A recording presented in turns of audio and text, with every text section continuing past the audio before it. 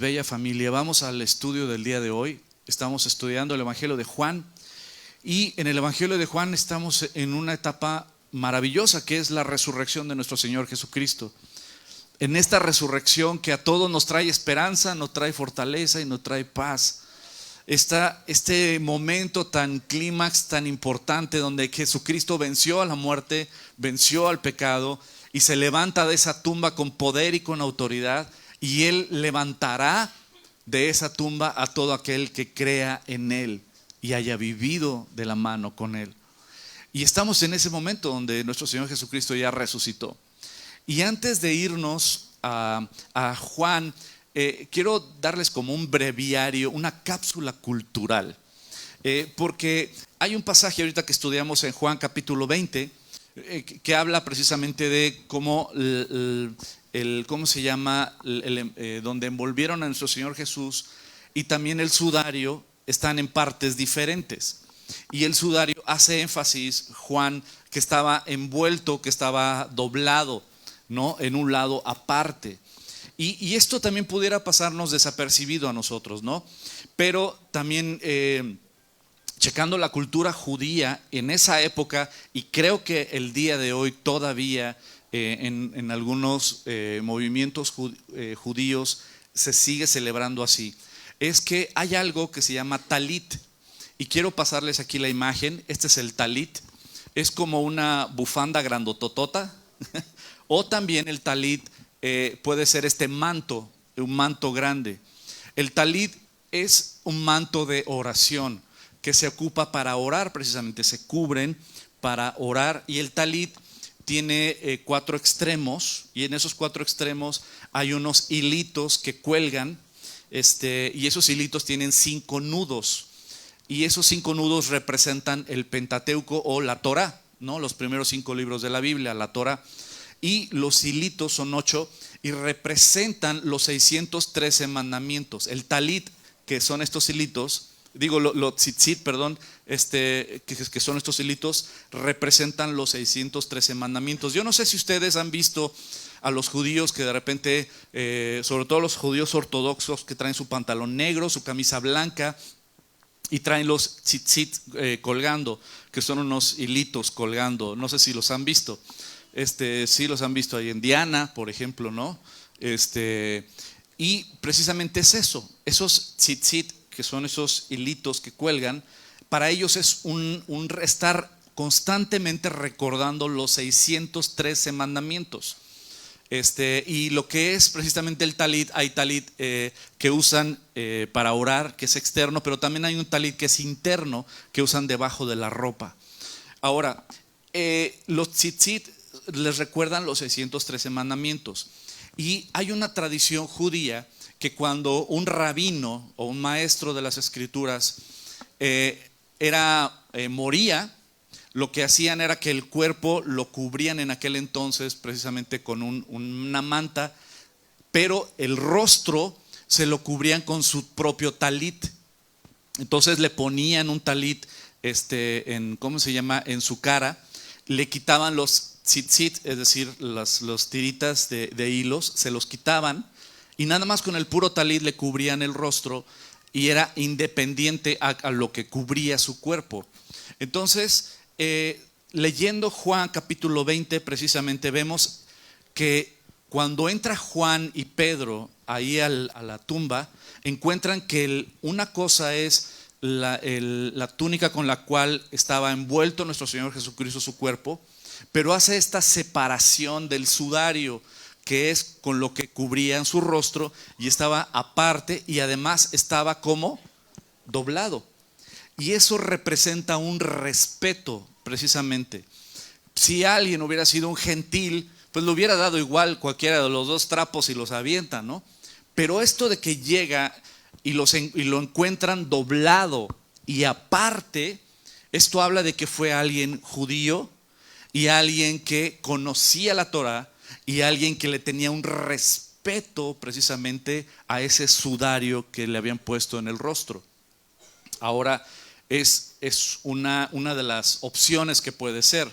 Dice el versículo 4, corrían los dos juntos, pero el otro discípulo corrió más aprisa que Pedro y llegó primero al sepulcro. Esto ya lo estudiamos, que Juan dice que él ganó la carrera. Vamos a creerle, no puede mentir. Y bajándose a mirar, vio los lienzos puestos ahí, pero no entró. Y luego llegó Simón Pedro tras él y entró en el sepulcro y vio los lienzos puestos ahí y el sudario que había estado sobre la cabeza de Jesús, no puesto con los lienzos, sino enrollado en un lugar aparte, y es a lo que me refiero, como un respeto precisamente a ese lienzo. Entonces entró también el otro discípulo que había venido primero al sepulcro y vio esta separación de el lienzo con el cual fue envuelto y otra el sudario con el cual fue cubierta su rostro, separados y doblados. Dice, vio y creyó, pero aún no habían entendido la escritura que era necesario que él resucitase de los muertos, y volvieron los discípulos a los suyos. Y luego dice el versículo 11, pero María estaba afuera llorando junto al sepulcro. Mientras lloraba, se inclinó para mirar dentro del sepulcro.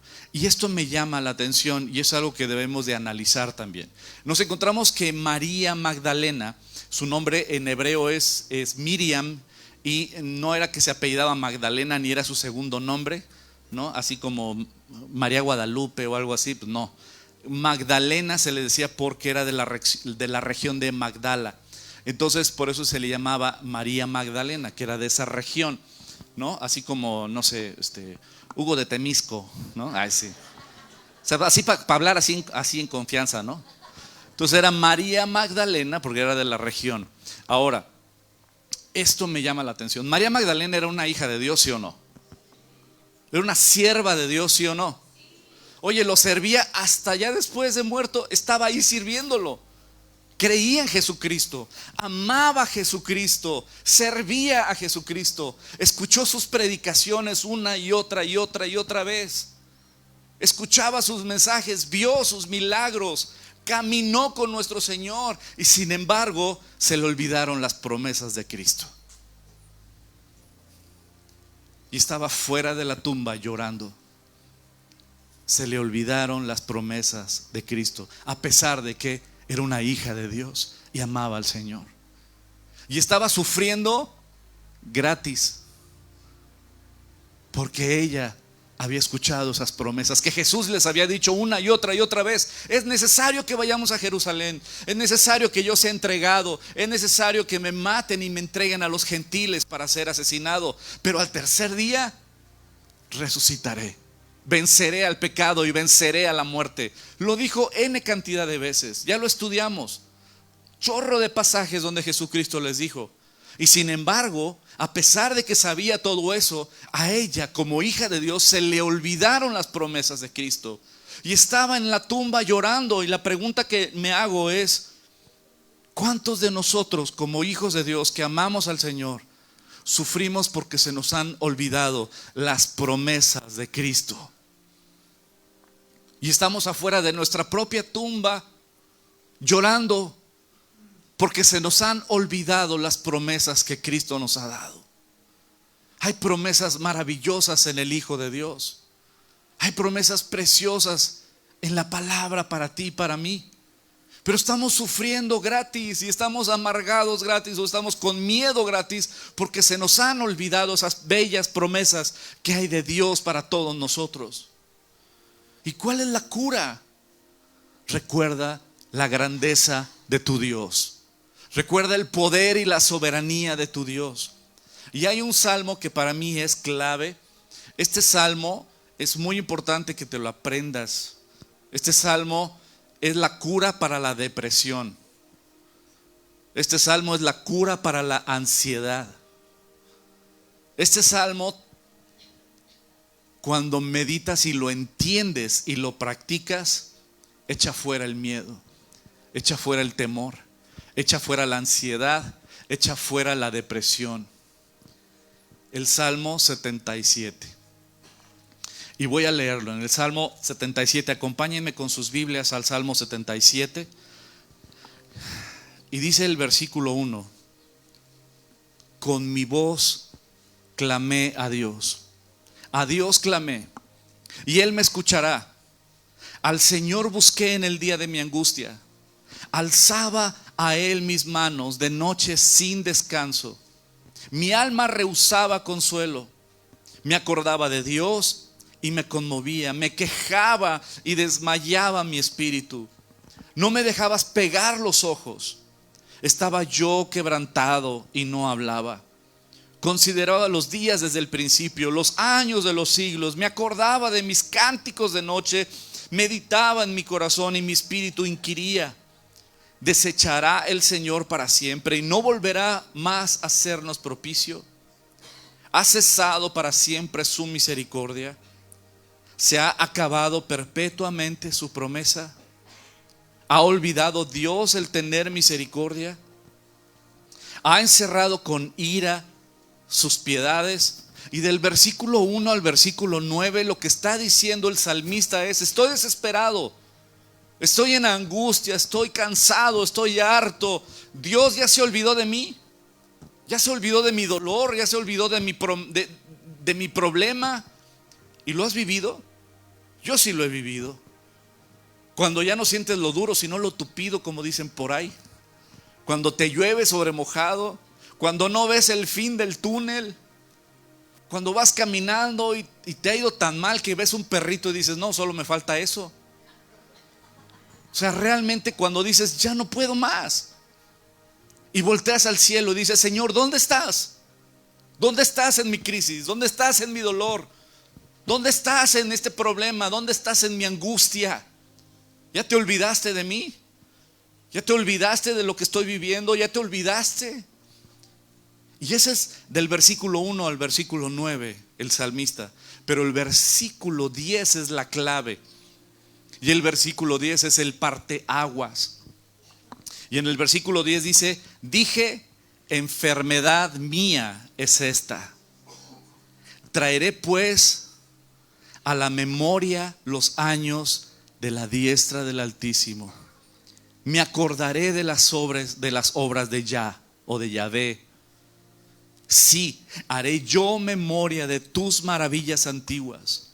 Meditaré en todas tus obras y hablaré de tus hechos, oh Dios, santo es tu camino. ¿Qué Dios es tan grande como nuestro Dios?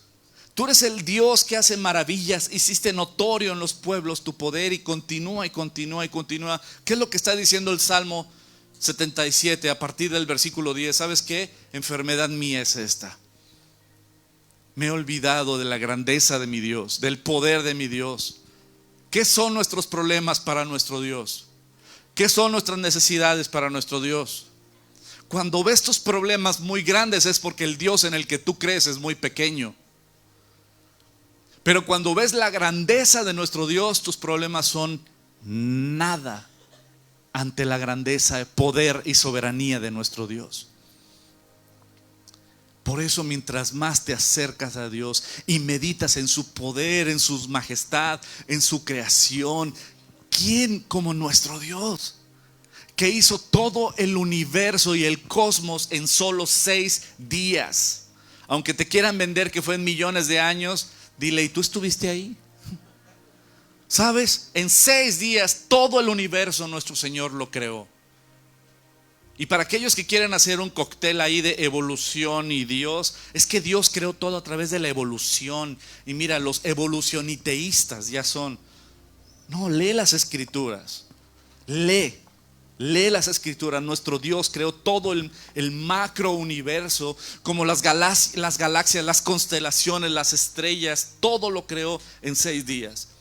Creó el microuniverso, como son las moléculas, los protones, los neutrones. Todo lo creó en 6 días. Nuestro Dios creó los cielos y la tierra, los mares, los bosques, los animales, los peces, al ser humano, el sistema circulatorio, el esqueleto. Todo lo creó perfecto, de una sabiduría única, perfecta. Nuestro Dios es el Todopoderoso. El problema es que nosotros nos alejamos del Creador, que nosotros nos rebelamos ante sus mandamientos, que nos creemos autosuficientes. Creemos que no importa si me alejo de la iglesia, no importa si no leo la Biblia, no importa si no oro, yo puedo vivir mi vida a mi manera. Y cuando vienen los conflictos y los problemas, oh, qué buenos son y benditos son los problemas y los conflictos y las necesidades que quiebran mi cochino orgullo, mi autosuficiencia, y me traen a los pies del que hizo los cielos y la tierra. Y le digo: Señor, te necesito. ¿Qué son nuestros problemas? ¿Qué son nuestras necesidades ante su poder, ante su soberanía, ante su majestad, ante el Rey de Reyes y Señor de Señores? Son nada. Y mientras más meditas en el poder y la grandeza de nuestro Dios, sabes que nuestros problemas son nada. Por eso, querida familia, qué importante es recordar el poder, majestad, soberanía de nuestro Dios. Y ahí descansa tu alma. Venga lo que venga, pase lo que pase, échenme al toro. Dios y yo somos mayoría. ¿Quién como nuestro Dios? Continuando en Juan capítulo 20, versículo 11, dice: pero María estaba afuera llorando junto al sepulcro. Mientras lloraba, se inclinó para mirar dentro del sepulcro y vio a dos ángeles con vestiduras blancas que estaban sentados, el uno a la cabecera y el otro a sus pies. ¿En dónde te recuerda? Pues ya lo leyeron. ¿En dónde te recuerda dos ángeles? Uno a la cabecera y el otro a los pies, por decir algo. En un extremo y en otro. Dos ángeles, ¿dónde te recuerdan? El arca de la alianza, míralo, estrellita de baba. Muy bien. ¿Sabes qué? El propiciatorio. Los dos ángeles del Señor. ¿Y qué representa el propiciatorio? ¿Sabes qué representa? La intimidad con Dios. Representa el perdón. Representa la reconciliación con Dios. Y ese lugar sagrado. Nos encontramos que llega Pedro y Juan y María Magdalena ve a dos ángeles. Y qué curioso que nos dice: uno en la cabecera y el otro a los pies. Dos ángeles. Y ella, en vez de sorprenderse, yo creo que ya no le sorprendía después de ver los milagros del Creador. No le sorprendió ver a dos ángeles. Y dice dónde el cuerpo de Jesús había sido puesto. Dice: y vio a dos ángeles con vestiduras blancas que estaban sentados, el uno a la cabecera y el otro a los pies, donde el cuerpo de Jesús había sido puesto. Versículo 13. Y le dijeron: mujer, ¿por qué lloras? Les dijo: porque se han llevado a mi Señor y no sé dónde le han puesto.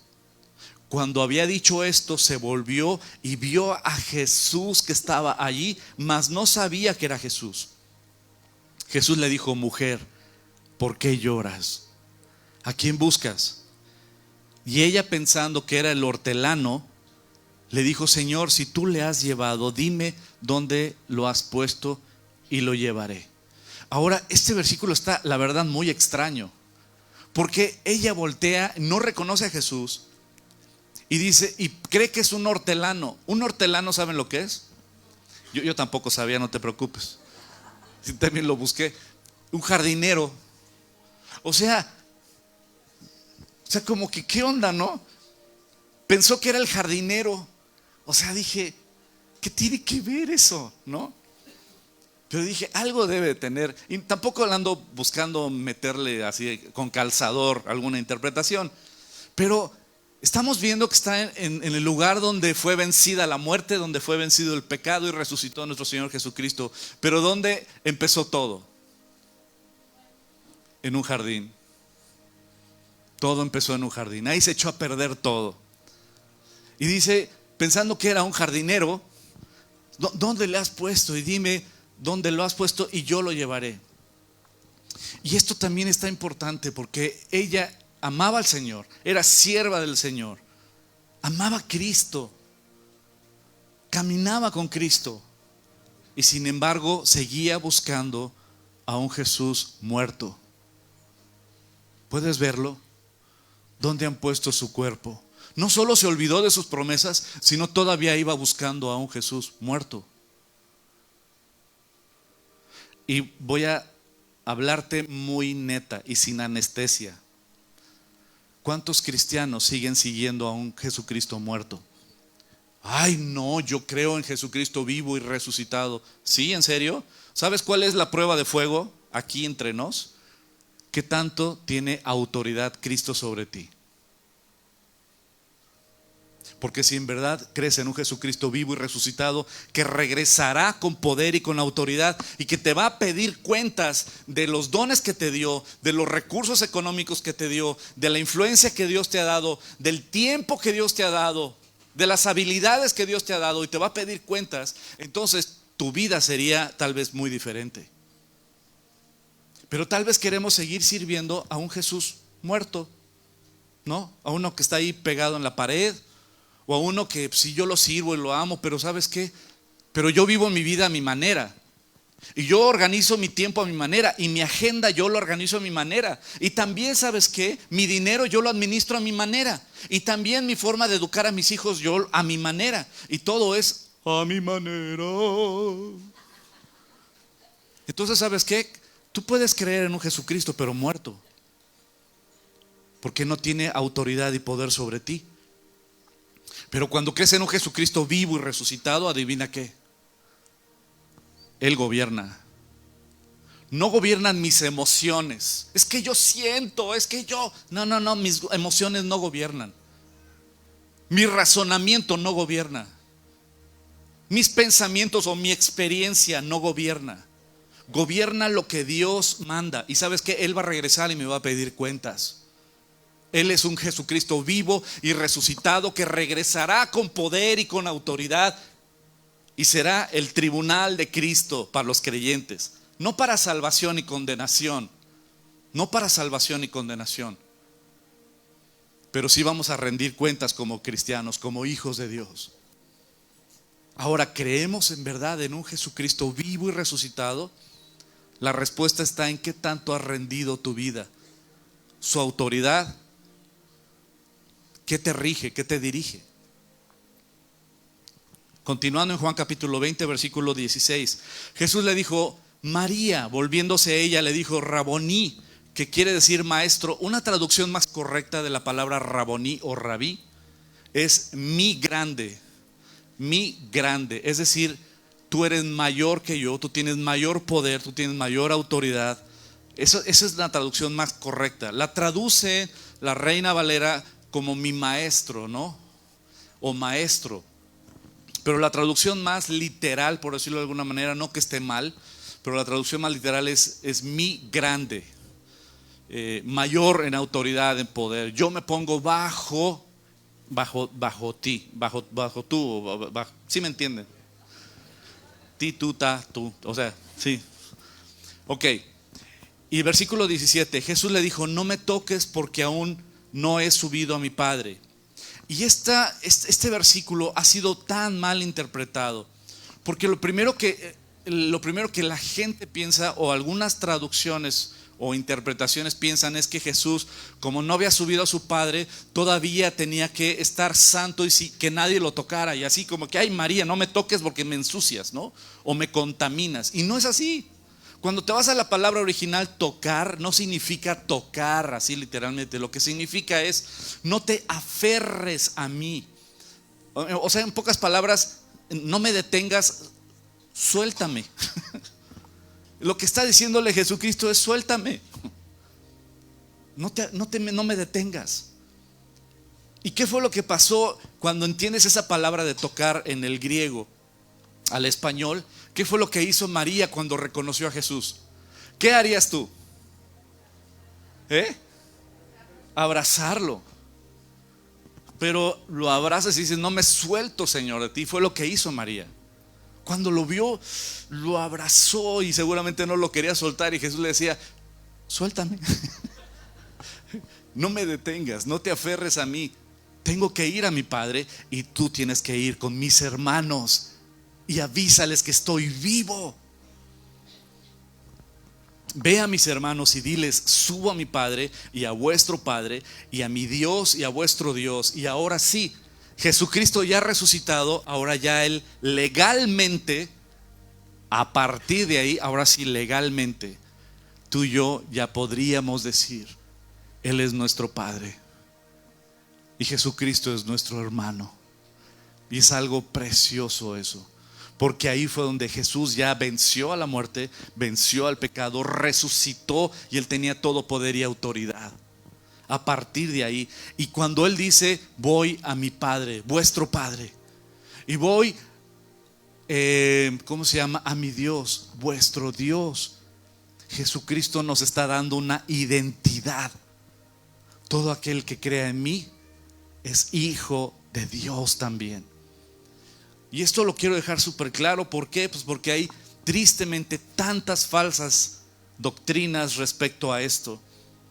Muchos que presumen ser sacerdotes y conocedores de la Biblia y conocedores de la verdad, no te enseñan la neta y tienen una finalidad.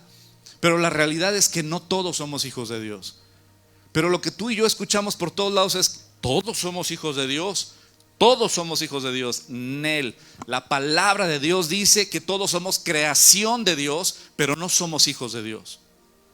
Y vamos a leer algunos versículos rápido nada más. Juan 1:14. Y aquel verbo fue hecho carne y habitó entre nosotros, y vimos su gloria como gloria la del unigénito del Padre. ¿Qué significa unigénito? Único. Unigénito, un genes, uno de la misma naturaleza, de la misma raíz, de los mismos genes. Unigénito del Padre. Unigénito del Padre. ¿Cuántos hijos tiene el Padre? Uno. Unigénito, uno. Tan, se acabó. Versículo 18. A Dios nadie le vio jamás. El unigénito Hijo que está en el seno del Padre, Él le ha dado a conocer. Juan 3:16, famosísimo. Porque de tal manera amó Dios al mundo que ha dado a su Hijo unigénito, para que todo aquel que en Él cree no se pierda, mas tenga vida eterna. El versículo 18. El que en Él cree no es condenado, pero el que no cree ya ha sido condenado, porque no ha creído en el nombre del unigénito Hijo de Dios. Es decir, solo hay un hijo. Solo hay un hijo. Entonces todos los demás, ¿quiénes somos? Y aquí está la maravilla, y es lo que quiero explicarte de una manera muy práctica. Yo sé que todos aman Costco, ¿no? Si tú tienes la credencial de Costco o de Sam's, no, yo soy de Sam's, no, yo soy de Costco, bueno, pues de quien seas, pero bueno, supongamos que tienes tú tu credencial de Costco o de Sam's. ¿Cuántos titulares puede haber por una credencial? Uno. Un solo titular. Un solo titular por credencial, ¿cierto? Ahora, si yo no soy el titular, ¿puedo extender una adicional a quien yo quiera? No, ¿verdad? No se puede. Solo, ¿quién puede extender una adicional? Solo el titular. No hay otro. Solo el titular puede extender una credencial adicional. Si yo no soy el titular, yo no puedo dar, no tengo esa autoridad. Pero el titular puede extender adicionales, ¿cierto? Bueno, Jesucristo es el titular. Tan. Jesucristo es el Hijo unigénito. No hay dos titulares, hay un solo titular, y ese es Jesucristo. Y Jesucristo es el único que puede extender la adicional de Hijo de Dios a quien crea en Él. Cuando entiendes que solo a través de Jesucristo puedes ser hijo de Dios, y si no es a través de Jesucristo, no eres hijo de Dios. Eres creación de Dios, pero no eres hijo de Dios. Y las promesas son para los hijos de Dios, a través de el único titular, el unigénito del Padre. Por eso en Gálatas capítulo 4 dice: pero cuando vino el cumplimiento del tiempo, Dios envió a su Hijo nacido de mujer y nacido bajo la ley, para que redimiese o rescatase a los que estaban bajo la ley, a fin de que recibiésemos, ¿qué? La adopción. Somos adoptados, la adopción de hijos. Y por cuanto ahora somos adoptados y somos hijos, Dios envió a vuestros corazones el espíritu de su Hijo, el cual clama: Abba, Padre, papito amado, papito querido. Así que ya no eres esclavo, sino hijo. Y si somos hijos de Dios por la fe en Jesucristo, también herederos de Dios por medio de el único camino para llegar al Padre, Jesucristo. Juan capítulo 1 versículo 11 y 12.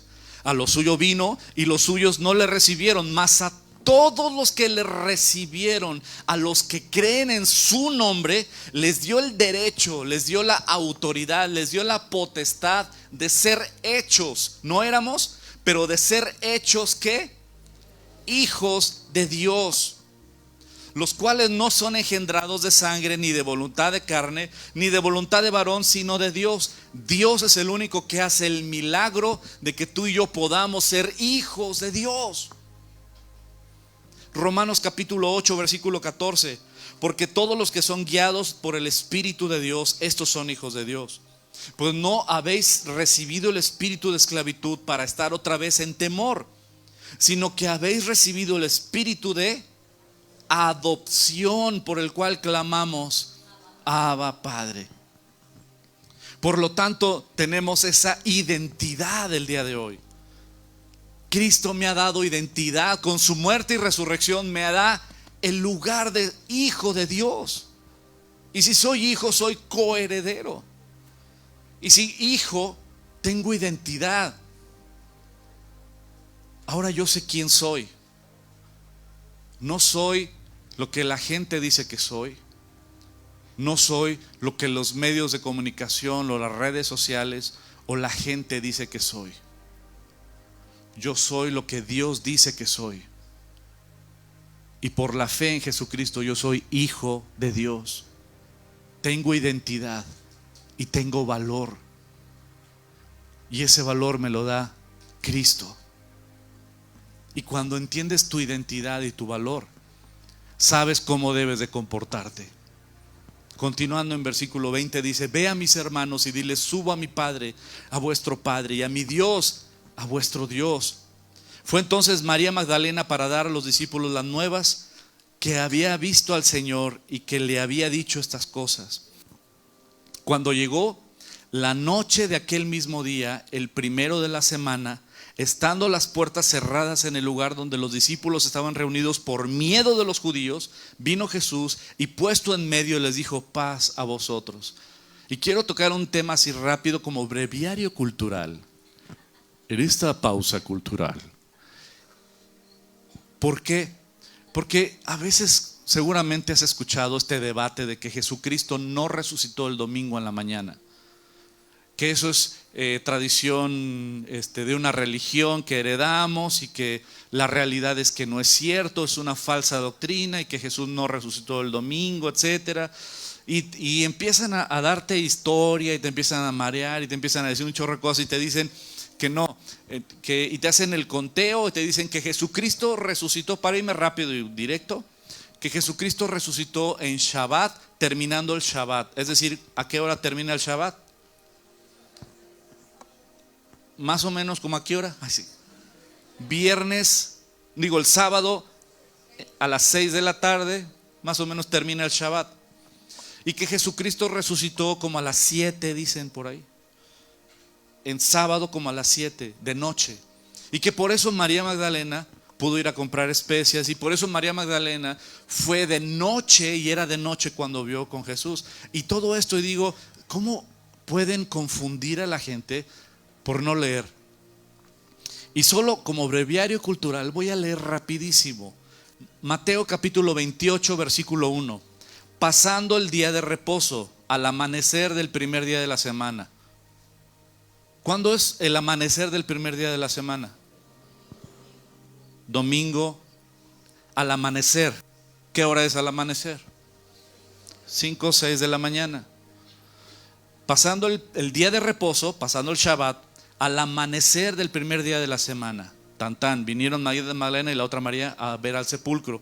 Marcos 16. Cuando pasó el día de reposo, María Magdalena, María la madre de Jacobo y Salomé compraron especias aromáticas para ir a ungirle Y muy de mañana, el primer día de la semana, muy de mañana. ¿Qué te dice eso? Y el primer día de la semana, muy de mañana. ¿Qué día es? Domingo en la mañana. Lucas 24:1. El primer día de la semana, muy de mañana. O sea, ya si quieres debatir, qué flojera. La verdad, la Biblia enseña que fue en domingo cuando nuestro Señor Jesucristo resucitó. Tan tan. Regresando a Juan capítulo 20, versículo 19. Cuando llegó la noche, en aquel mismo día, el primero de la semana, estando las puertas cerradas en el lugar donde los discípulos estaban reunidos, por miedo de los judíos, vino Jesús y puesto en medio les dijo: paz a vosotros. Jesús les dijo: ¿qué? Paz a vosotros. Y ahora estaban encerrados, ¿cierto? Pongámonos en ese contexto. Ya nuestro Señor Jesucristo fue enterrado. Ellos tenían miedo. Seguramente los romanos o tal vez los fariseos y el Sanedrín andaba persiguiendo a los discípulos de Jesús. Y ellos tenían miedo y estaban encerrados en un lugar con candado y todo. Y en medio de ellos aparece nuestro Señor Jesucristo. ¡Ay, nanita! Imagínate de la nada que se les aparece nuestro Señor Jesucristo. Y vamos a adentrarnos más adelante en toda esta relación y esta plática que tiene Jesús con ellos. Pero hoy nada más quiero dejarles así como en el tintero, 1 Corintios 15. ¿Qué cuerpo es el que tú y yo vamos a tener cuando muramos? El día que tú mueras, en Cristo Jesús, eso espero. Si no, te jalamos las orejas. Cuando mueras en Cristo Jesús, vas a dejar este cuerpo. Esta chulada que Dios te dio, la vas a dejar. Imagínate si esto es una chulada, lo que Dios tiene preparado para ti. Entonces vamos a dejar este cuerpo. Mi corazón va a dar el último latido. Este cuerpo va a morir. Y mi alma sale del cuerpo. Y Dios me reviste con un cuerpo más chulo que este. Imagínate. No me imagino. Qué bárbaro. Un cuerpo perfecto, nuevo, digno de estar en la presencia del Rey de Reyes y Señor de Señores. Y ese cuerpo nuevo que Dios nos va a dar, del cual describe en 1 Corintios capítulo 15, ese cuerpo nuevo precisamente tiene algunas características. Como lo vamos a ver en los evangelios, ves que Jesús, después de resucitado, puede comer, ¿sí o no? No sé, yo no. Yo como más temprano, entonces no coincidimos, ¿no? Sí, el cuerpo que Dios nos va a dar después de que este traje se deshaga y salga mi alma y Dios me dé un cuerpo nuevo, es un cuerpo que va a poder comer y beber. Y es un cuerpo que puede aparecer, hola, y de repente, ¿dónde está, pastor? Ya no está. O sea, puede aparecer y desaparecer. Y es padrísimo. Cuando lees 1 Corintios capítulo 15, ves ese cuerpo maravilloso. Por lo tanto, cuando rechinen tus rodillas o la espalda o yo no sé, ¿sabes qué? Recuerda, ay Señor, anhelo ese cuerpo ya perfecto, que ya no va a dolerme nada, ya nada celulitis ni nada de patas de gallo que parecen de dinosaurio ya. O sea, va a haber un cuerpo perfecto que Dios tiene preparado para nosotros. Y por eso dice Pablo, ¿sabes qué? Ya no sé qué es mejor, si estar aquí con ustedes predicándoles el evangelio o partir con el Señor. Hay algo maravilloso para ti, para mí después de la muerte física. Si estás en Cristo. Si no, ten terror de la muerte. Si no estás en Cristo, ten terror de la muerte. Y ya no hay más que hacer. Pero si estás en Cristo, nueva criatura eres. Y el Señor tiene preparado algo para ti maravilloso. Y ese es ese cuerpo. Y ahora ya para irnos a la recta final, dice Juan 20:20.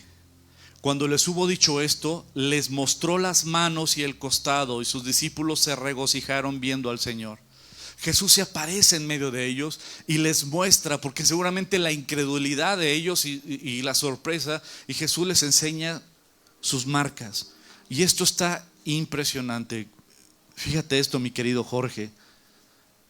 Cristo decidió conservar sus marcas de la cruz en el cuerpo perfecto y nuevo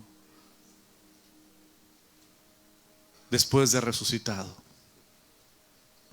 Decidió conservar esas marcas, que por esas marcas tú y yo tenemos perdón de pecados y vida eterna.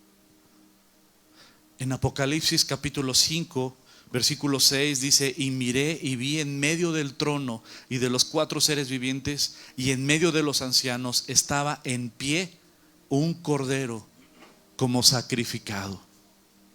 Nuestro Señor Jesucristo decidió conservar esas marcas en sus manos y en su costado, aún después de resucitado. Por eso la canción de Cara a Cara, hay una parte donde dice cuando ya no me voy a agarrar mi cabello, ya déjate el pelo, déjame llorar pegado a tus heridas. Esa frase habla de ese momento de ver sus heridas. Y el día que tú y yo estemos en su presencia y veamos sus heridas, yo creo que vamos a llorar y llorar y llorar y decir: por esas heridas yo estoy aquí. Por esos clavos que te perforaron, yo estoy aquí. Por ese costado abierto, yo estoy aquí. Por tu sacrificio, yo estoy aquí. Y versículo 21 dice: Jesús les dijo otra vez: paz a vosotros. Como me envió el Padre, así también os envío. Y termino con esto: paz a vosotros. Es una salutación muy común dentro del mundo judío. Shalom, shalom. Es muy común, muy natural. Shalom es como se saludan. Paz a vosotros. Pero te digo algo, analiza esto. En nosotros tiene una connotación más allá de un saludo. Te voy a hablar lo que es para ti y para mí. Tenemos paz en Cristo Jesús. ¿Sabes por qué? Porque nuestros pecados fueron perdonados. Yo tengo paz porque mi cochino pasado ha sido perdonado en esa cruz. Porque toda mi rebeldía, mi pecado, todas las tonterías que hice han sido perdonadas en esa cruz. Por eso tengo paz. Cuando yo escuché que era perdonado de mis pecados y lo creí fielmente, viví una paz que nunca había vivido. Es como cuando a un preso le dicen y le abren la cárcel y le dicen: eres libre.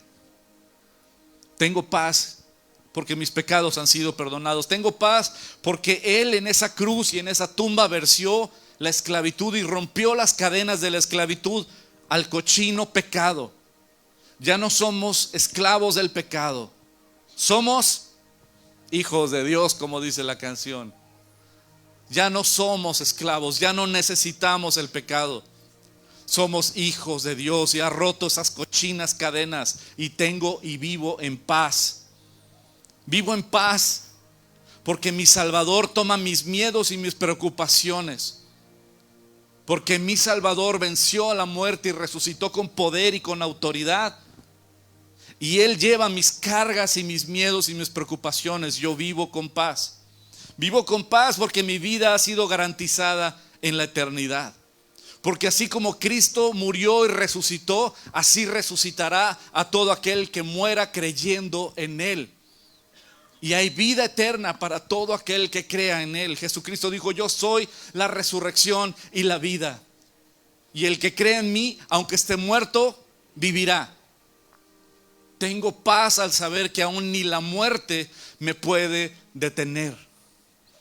Tengo paz, ¿por qué? Porque estoy reconciliado con mi Creador. Porque ese pecado que me alejaba de mi Creador y esa conciencia que traía, que me esclavizaba, en la cruz y en esa tumba vacía, he sido reconciliado con mi Creador. Vivo en paz. Vivo en paz porque mi Creador escucha ahora mis oraciones. Porque como dice Hebreos capítulo 4, venid confiadamente al trono de la gracia para alcanzar el oportuno socorro. Porque no tenemos un sumo sacerdote que no se pueda compadecer de nosotros, uno que fue tentado en todo, pero él sin pecado. Y él dice: acérquense confiadamente al trono de la gracia. Sé que mi Padre escucha mis oraciones, no por mis medios, no por mis obras, sino por su misericordia, por su gracia. Tengo paz. Tengo paz. Tengo paz porque hay esperanza en mis necesidades. Hay esperanza en mis problemas. Hay esperanza en mis conflictos. Tengo paz porque mi Señor me escucha. Porque mi Señor es real. Porque Él es el Todopoderoso. En Cristo Jesús puedo tener una paz sobre la tormenta. Por eso esas palabras que Jesús les dijo doblemente: paz a vosotros. Las creo. Vivo esa paz. Y tú estás invitado a que vivas esa paz. Tú puedes vivir la paz de Cristo. Y la única manera en la cual tú vas a tener la paz de Dios es haciendo la paz con Dios por medio de su Hijo Jesucristo. Y si tú no has vivido esa paz, o te has alejado de esa relación y esa comunión, hoy entrégale tu vida. Hoy renueva ese pacto. Hoy entrégale tu voluntad. Hoy decide caminar con Él y abrazarlo y decir: no te voy a soltar, Señor. Sin ti me muero. Hoy toma tu decisión. Y si quieres hoy rendirle tu vida y reconocer que tú eres ese pecador o esa pecadora que has vivido apartado y lejos del Señor, pero que hoy quieres entregarle y rendirle tu voluntad y tu vida, ponte en pie y vamos a orar juntos. Y voy a orar por ti para que hagamos esta oración juntos y decir: ¿sabes qué, Señor? Te entrego mi vida. Y ahí en tu lugar, cierra tus ojos y ponte en pie y dile: yo necesito de esa paz. Yo necesito de ti, Señor. Yo reconozco mi pecado, mi rebeldía.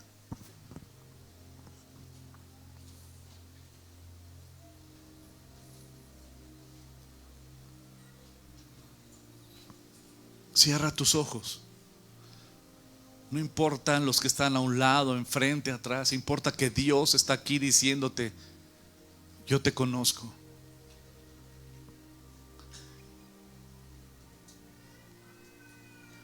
Y me necesitas. Y yo estoy aquí. Ven a mí. Y como dice su palabra, si hoy escuchas su voz, no endurezcas tu corazón. Ven al Señor.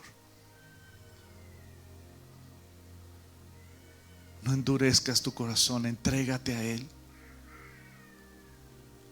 Entrégale tu voluntad. Y que esa paz que Cristo da puedas vivirla. Y ahí en tu lugar dile: Señor, perdóname. Te necesito. Yo te necesito, Señor. Reconozco mi pecado, mi rebeldía, mi indiferencia. Perdóname, Señor, por vivir alejado. He hecho lo malo delante de ti. Tú me conoces. Pero hoy te entrego mi vida. Séllame con tu Espíritu Santo. Apártame para ti. Solo tú puedes salvarme, Señor. Solo tú puedes rescatarme, Señor. Rescátame. Dame el don del arrepentimiento. Señor, cámbiame. Hazme amar lo que tú amas y hazme odiar lo que tú odias. Ayúdame a apartarme para ti. Y lléname de tu Espíritu Santo, Señor. Lléname de ti.